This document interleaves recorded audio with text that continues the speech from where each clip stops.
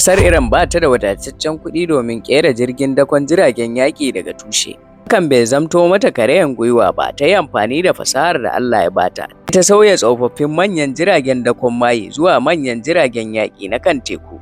Domin takunkumai, Iran ba ta da daman sayen makamai sababbi daga ƙasashen yammacin duniya, kuma ba ta da wadatattun kuɗi da fasahar da za ta yi amfani da shi wajen ƙirƙirar jiragen daga tushe. Sukan yanke saman jiragen, sannan su samar da hanya da jiragen yaƙi za su na tashi da sauka a kansa, sannan su fafe gefen jiragen su fitar da wurin da ƙananan jirage masu gudun gaske masu kai farmaki a kan teku, wuraren da za su dinga fita da shiga.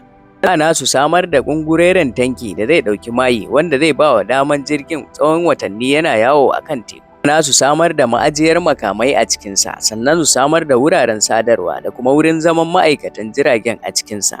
Gashi nan dai ya zamto jirgin dakon jiragen yaƙi, babu wani kwalliya a kansa, amma kuma yana aiki kamar dai na gasken. Shekarar 2023 kaɗai, jirgin dakon jiragen yaƙin ƙasar Iran ya yi tafiyan sama da mil 200 a kan teku, wanda hakan bata taɓa yin irinsa ba a baya.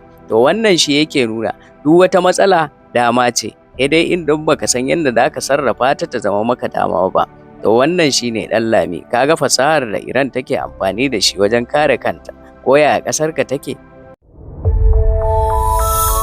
Madubin gobe, kallon jiya don gyaran gobe.